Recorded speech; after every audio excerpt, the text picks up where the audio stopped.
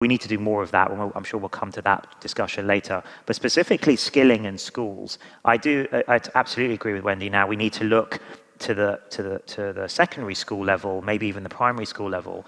The horse has bolted in the sense they're all using the LLMs and chatbots in their spare time and for homework and things like that, but it's very unsystematic. And it's a bit like, I feel like government policies and education systems are a bit like, oh, I wish that would go away. But it's not. We're going to have to lean into it and help teachers and schools and parents and students work out, or how do we get the benefits out of it, not just probably the way that people are using it now and kids use it now. And I see my kids, will just help them almost cheat on their homework or shortcut things. And we know that will result in deficit of skills, traditional skills, let alone AI and computer skills later on. But I think we've got an opportunity here. Maybe it's time for a new review for you to write, Wendy. This is what I would, if I was going to input into this, is what I would suggest, is we need to invert the classroom, in my opinion.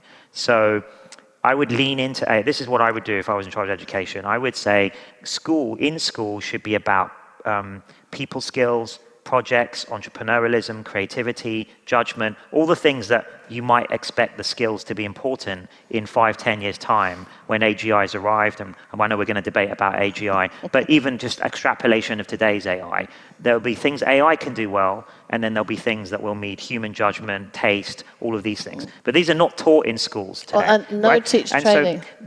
So I'll come to that. So I think in class, it should be about human-human contact. How do you organize groups of people into projects? Like a Montessori school, but plus.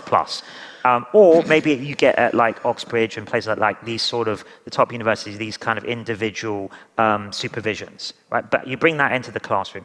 Out of the classroom is where you do the rote learning. That would be my opinion, aided by personalized AI that basically tailors the rote learning to the speed and personalized to the exact speed of the student and what they need to do.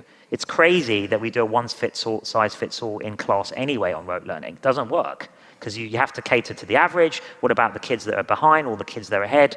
Good luck on both sides. So here with AI, you can actually personalize it so everyone gets exactly the tailored curriculum that they need. And then in school, it's all about projects. I think teachers would love that personally. And then you could have world-class teachers that are like kind of almost like superstars that do the lecturing, and they're really good. Why do we expect every school teacher, every lecturer to be amazing at lecturing the same course? That's just completely redundant amount of work.